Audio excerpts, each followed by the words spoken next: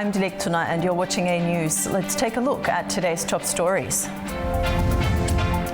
Venezuelan Nobel Peace Prize winner Maria Corina Machado presents her medal to US President Donald Trump. President Trump announces Board of Peace for Gaza members to be revealed soon. And the UN Security Council holds an emergency meeting on Iran after the United States request.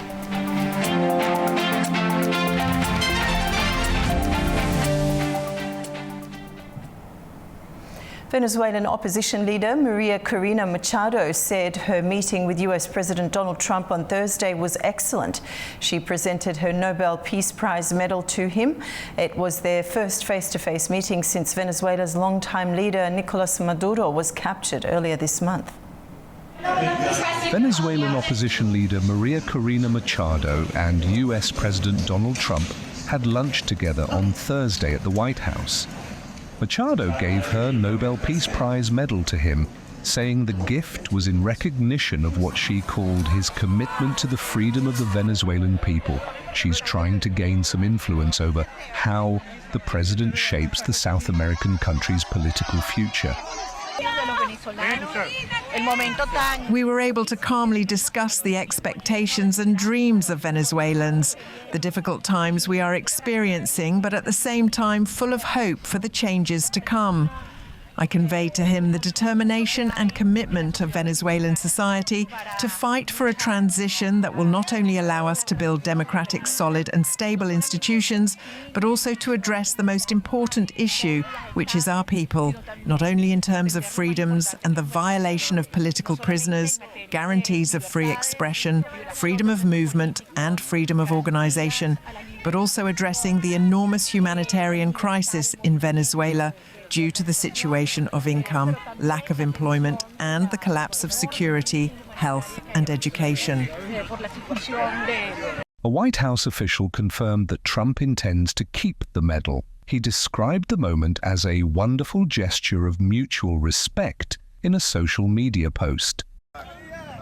The talks come as Venezuela's political future remains uncertain, with opposition figures pushing for a democratic transition and Washington weighing who could play a role in governing the country. The White House reiterated that President Trump maintains a cautious view of Machado's ability to lead Venezuela in the short term to replace the deposed Nicolas Maduro, citing questions over her level of support inside the country.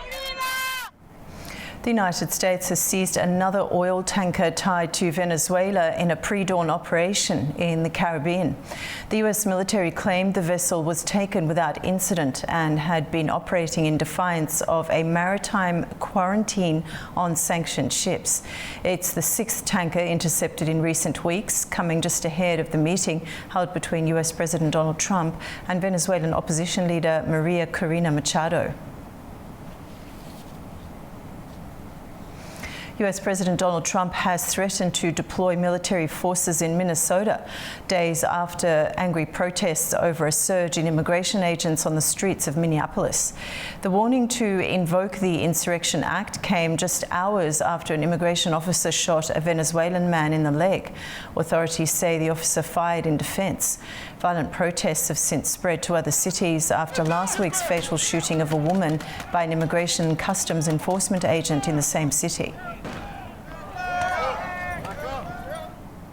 US President Donald Trump announced that the long-awaited Board of Peace to oversee Gaza's reconstruction has officially been formed, and the board's members will be revealed shortly. Trump says he's backing a newly formed Palestinian technocratic body to govern Gaza during Phase 2 of the transition period. In a post on his Truth Social platform on Thursday, Trump said the move marks the next step of the 20-point peace plan following the ceasefire agreed last October. He said the National Committee for the Administration of Gaza would oversee the territory's transition, focusing on humanitarian assistance and stability. Trump also said the plan includes a comprehensive demilitarization agreement with Hamas, supported by Egypt, Turkey and Qatar. Hamas has agreed to hand over control of Gaza to the newly formed Technocratic Committee.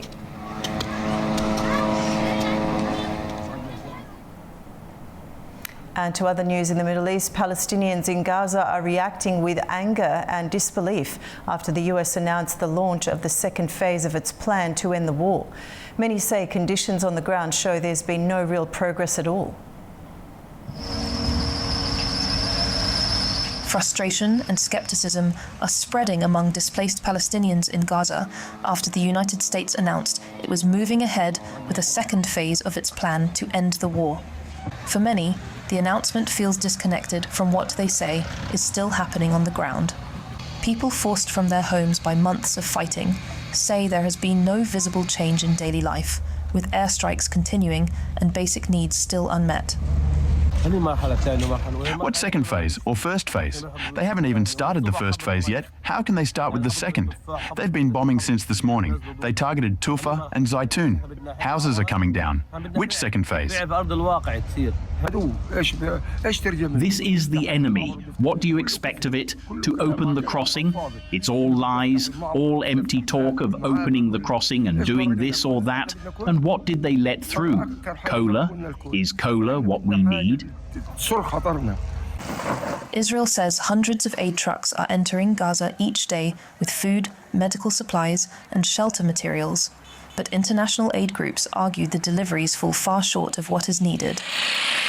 The second phase, announced by US Special Envoy Steve Witkoff, calls for a transitional technocratic Palestinian administration in Gaza, alongside steps toward disarmament and reconstruction. The proposed 15-member body would be led by former Palestinian Authority official Ali Sharth and overseen by an international board under a plan agreed by Israel and Hamas last October. Troops from across Europe have arrived in Greenland as a result of US President Donald Trump's threats to take over the Arctic island.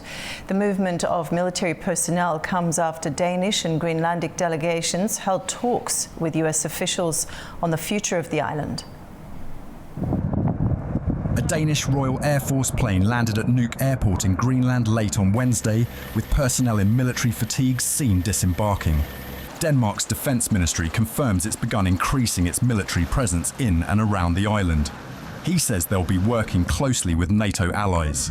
The build-up includes more ships, aircraft and troops, with plans to protect infrastructure, support local authorities, deploy fighter jets and conduct naval operations.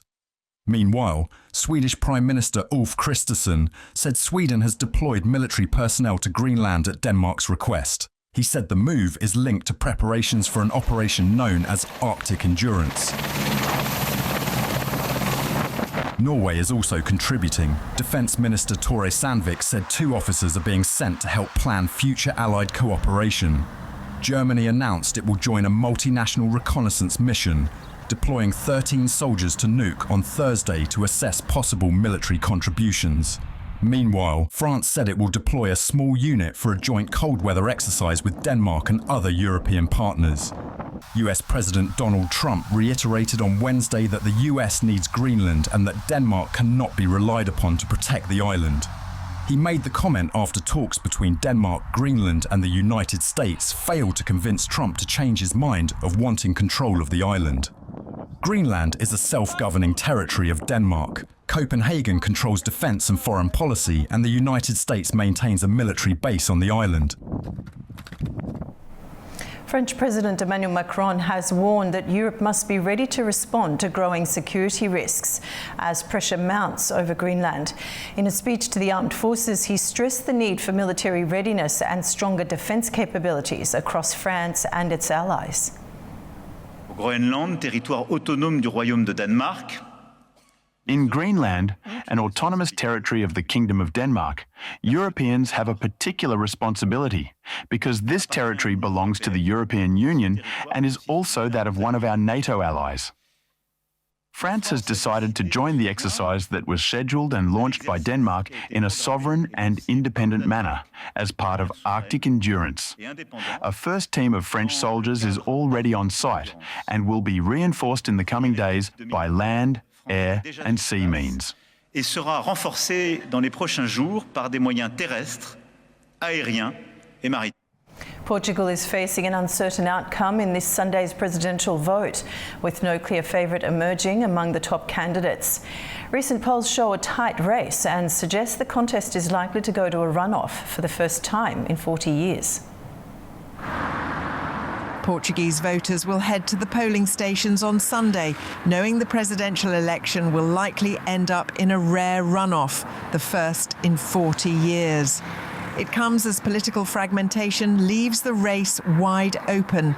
A recent poll shows far-right candidate André Ventura, leader of the opposition party Chega, slightly ahead with 24% of voting intentions. He's closely followed by socialist Antonio José Seguro on 23%, while João Coutrinho de Figueiredo of the Liberal Initiative is close behind within the poll's 2.2% margin of error. Two other candidates, including Social Democratic Party-backed Luís Marques Mendes, each have 14%, keeping the contest among the top five extremely close. Smaller polls in recent days have shown similar tight margins, highlighting the uncertainty of the outcome. The days ahead will be really challenging, and the result is unexpected. What is certainly expected is that we will have to go to a second round. The Portuguese presidency, while largely ceremonial, carries important powers, including the ability to dissolve parliament and call snap elections. Despite Ventura's lead, his rejection rate of more than 60% suggests he would lose in a runoff against any of the other top contenders, leaving the final result uncertain. Canada and China agreed to pursue a new strategic partnership during talks between Canadian Prime Minister Mark Carney and Chinese President Xi Jinping in Beijing on Friday. Carney said the partnership could deliver historic gains by building on both countries' strengths, particularly in agriculture, energy, agri-food and finance. The visit, the first by a Canadian Prime Minister since 2017, comes as Ottawa seeks to reset ties with its second largest trading partner amid US tariffs on Canadian goods. China is also looking to deepen cooperation with a G7 country as it faces renewed trade pressure from Washington.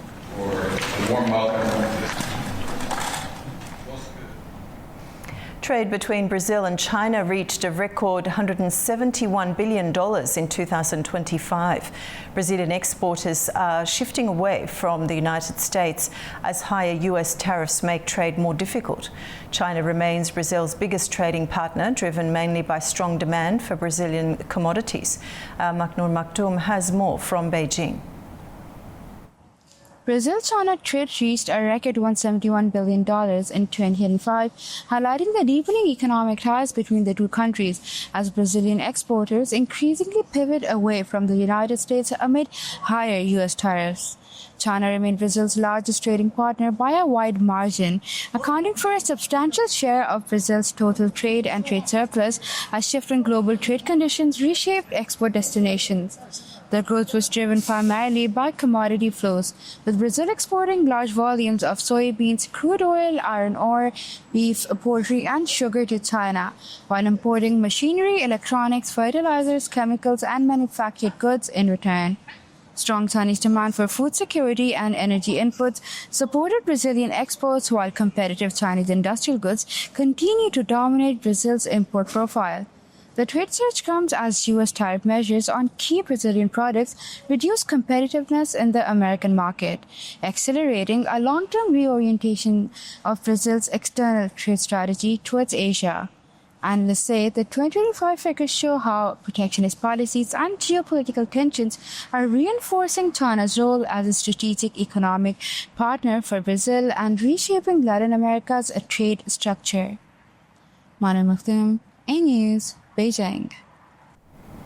Now we'll take a look at major stories from the region.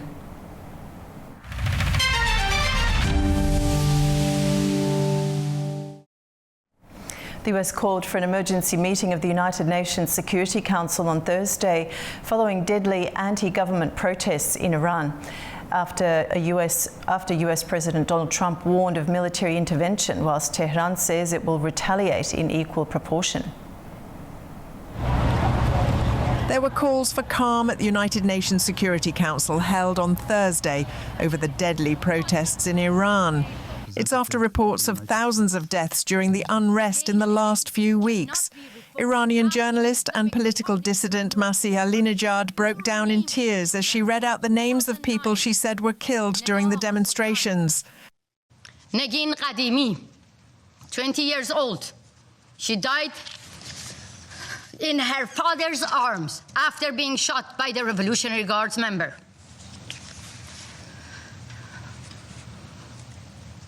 I feel guilty that I don't name the rest. The list of names goes on and on.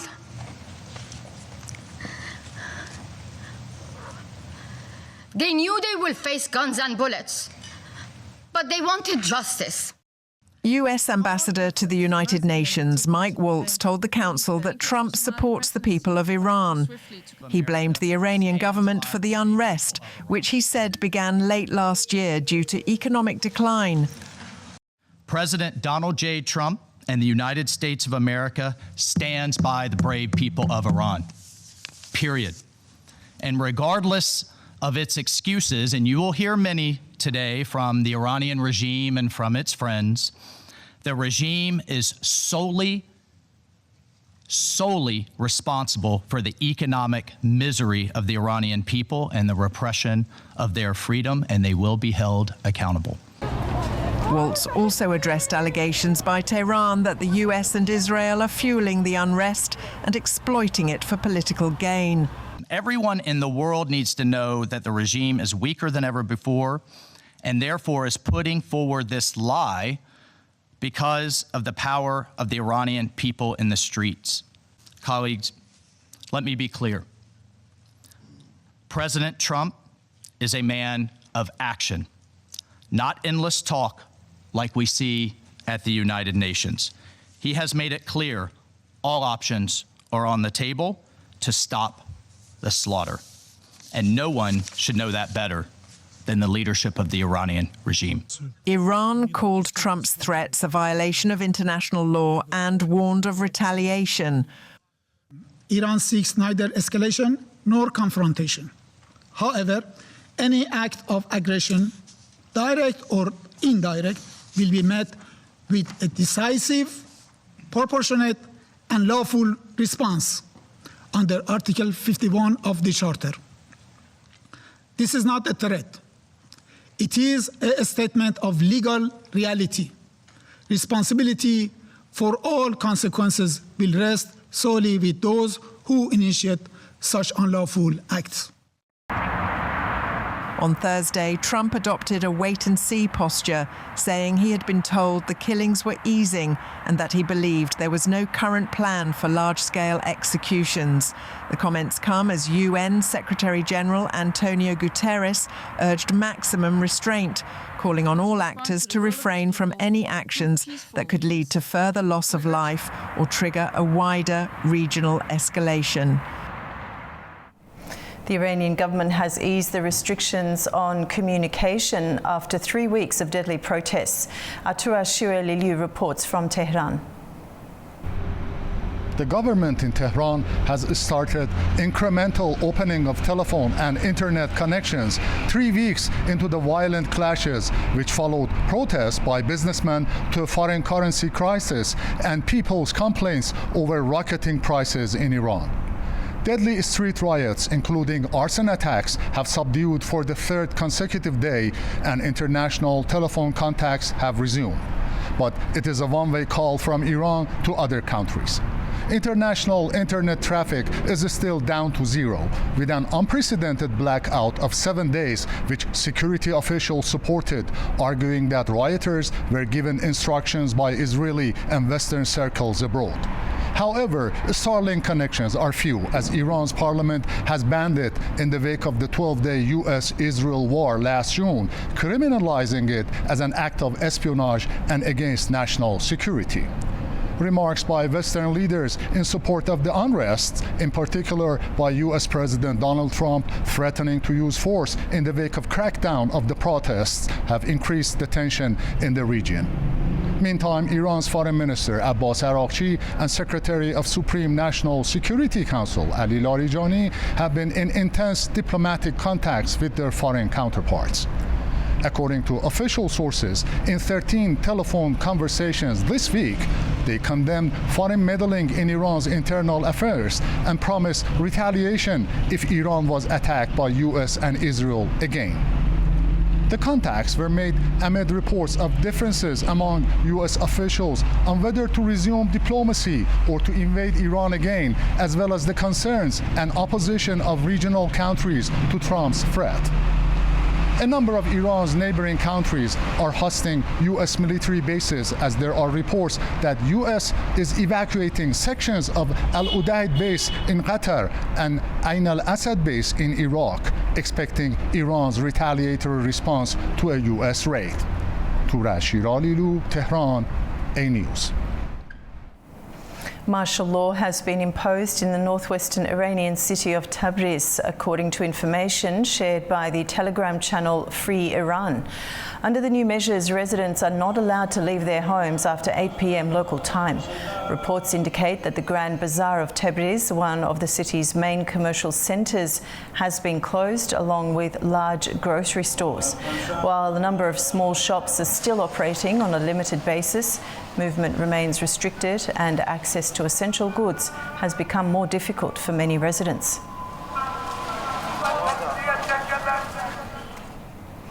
Ankara says it's opposed to any military intervention against Iran.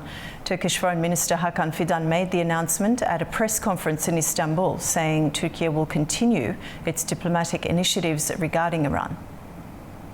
İran'a yönelik bir askeri müdahaleye karşıyız. We are against a military intervention in Iran. Iran needs to resolve its own internal, authentic problems. Of course, there's also the international dimension to this. What is that? It's subject to sanctions. And why are they subject to sanctions? Because of some of the policies they've pursued, both globally and regionally. We tell them that they need to resolve their problems with regional countries. They must also resolve their global nuclear issues through diplomacy, without wasting any opportunity, so that structural problems that cause economic difficulties are eliminated. Tbilisi is increasingly turning to the east to strengthen its economic partnerships. In Abu Dhabi, Georgia's Prime Minister held talks with the leadership of the United Arab Emirates on possible investments. Eleni Nikolashvili has more. Georgian Prime Minister Irakli Qobakhidze, who is in Abu Dhabi to participate in Abu Dhabi Sustainability Week, met with the United Arab Emirates President Sheikh Mohammed bin Zayed Al Nahyan as part of ongoing efforts to deepen bilateral relations between the two countries. According to the Georgian government, the meeting focused on the positive dynamics of the Georgia and the United Arab Emirates relations, which have intensified in recent years due to close political dialogue and expanding economic cooperation. The Georgian side emphasized that last year's official visit of the UAE president to Georgia played an important role in giving new momentum to the partnership. A key focus of the talks was investment cooperation. Georgian officials highlighted the $6.6 billion investment by Eagle Hills, calling it a historic project that reflects the UAE's long-term confidence in Georgia's economy. The investment is expected to support urban development, tourism, and related sectors, while also sending a strong signal to other potential investors from the Gulf region. The meeting also addressed infrastructure and logistics cooperation, particularly the Tbilisi Dry Port project, which is being implemented with the UAE investment. The project is seen as strategically important for Georgia's ambition to become a regional transit hub, strengthening connectivity between Europe and Asia and supporting the development of the Middle Corridor project. The Georgian delegation in Abu Dhabi included senior ministers responsible for foreign affairs, economy, environment, justice, and government administration, underlining the high priority Georgia places on relations with the UAE and on expanding economic ties with the Gulf states. Nini Nikolaishvili, Tbilisi, A-News. A new forecast by the World Bank points to a slowdown in Kazakhstan's economic growth in 2026. While the country continues to rely on external trade and energy revenue, the bank highlights a combination of economic risks, including inflation, weaker domestic demand and shifting export conditions. Fariza Kalimurzina has more. Kazakhstan's economy is set to slow down, according to a new forecast by the World Bank, which points to rising external risks for the largest economy in Central Asia. The bank estimates Kazakhstan's GDP growth will decline to 4.5%. Key factors include stabilizing oil production levels and lower global prices for raw materials. These developments directly affect export revenues and government income, making the economy more vulnerable to external shocks. The oil factor is already having an impact beyond Kazakhstan's borders. According to Bloomberg, lower volumes of CPC blend from Kazakhstan, combined with supply disruptions from Libya and several fields in the North Sea, have pushed prices higher across northern and Mediterranean European markets. At the start of 2026, risks to the global oil market were primarily associated with instability in Iran and Venezuela. And in practice, however, the most immediate impact has come from Kazakhstan. The key issue lies at the terminal of the Caspian Pipeline Consortium. At present, only one of its 3 offshore loading units is operational. One was damaged during a drone attack in November, while another is undergoing scheduled maintenance. Fariza Kalimurzina, Almaty, A-News. You're up to date with world news for the hour. Thank you for watching and stay tuned to A-News.